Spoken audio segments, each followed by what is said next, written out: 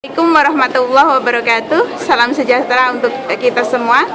Saat ini kami berada di XCD Sungwan, MTR Sungwan.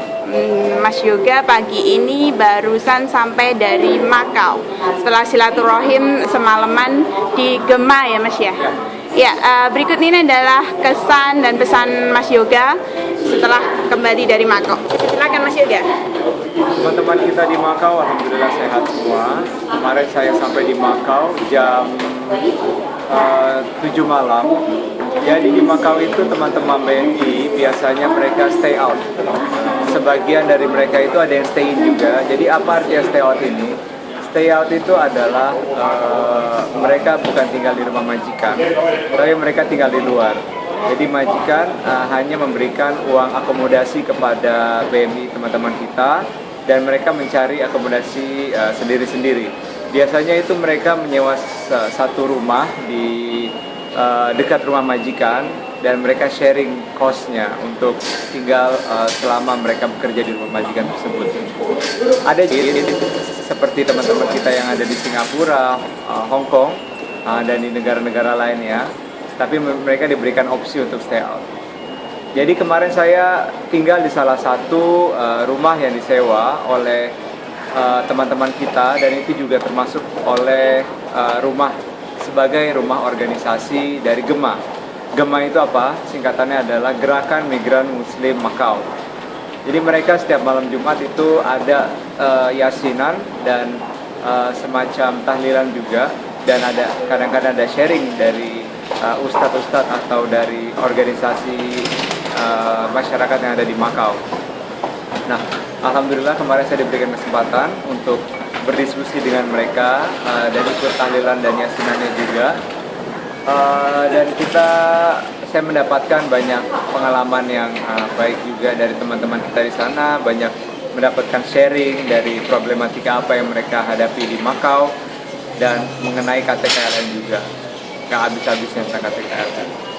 Jadi teman-teman kita yang ada di Makau itu sebagian besar kan stay out, dan yang perlu kita cermati bersama adalah berbeda dengan Hong Kong dan Singapura. Di Makau itu jarang yang memiliki kontrak kerja yang diakui oleh KJRI. Jadi kontrak kerjanya itu hanya berdasarkan agreement atau perjanjian dengan majikan, yang dimana kadang-kadang bahkan perjanjian kerja itu hanya berdasarkan mulut ke mulut atau cuma di atas kertas yang ditandatangani antara helper atau pembantu rumah tangga dengan majikan. Memang ini adalah buah dari direct hiring yang diadakan oleh pemerintah Makau itu sendiri, yang diakui oleh pemerintah Makau.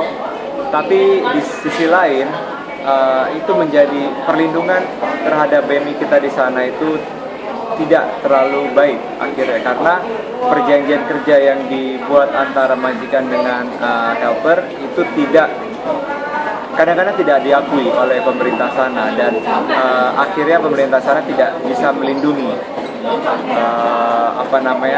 hak dan kewajiban yang tertulis dalam perjanjian kerja yang tidak official tersebut, tidak resmi tersebut.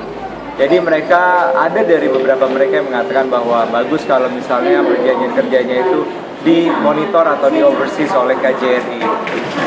Ada juga dari mereka yang saya tanyakan bahwa mereka lebih memilih cara direct hiring seperti ini karena mereka menjadi lebih bebas. Jadi memang antara dua hal tersebut ada yang pro dan kontranya. Jadi kita harus memilih mana yang terbaik.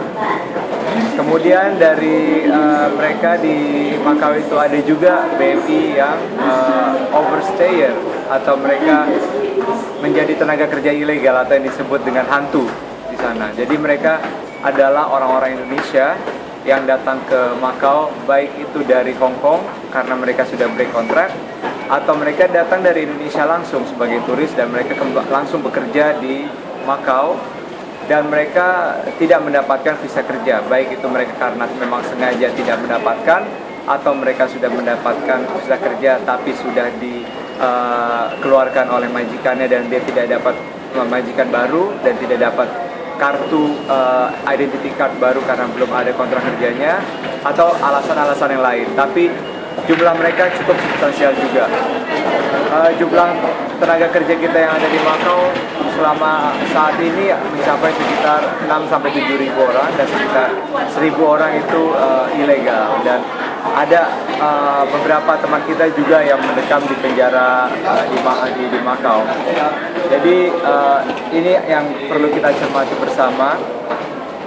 Yang pertama, perlindungan dari pemerintah Makau itu sendiri yang seharusnya memang difokuskan atau dikedepankan oleh KJRI kita, dan itu nanti akan saya bicarakan juga dengan Pak Cholif sebagai konjen kita yang di Makau, karena di Makau kita tidak memiliki konjen tersendiri resmi, hanya sebagai perpanjangan tangan dari konjen kita yang ada di Hong Kong, dan mereka beroperasinya hanya 2 kali seminggu.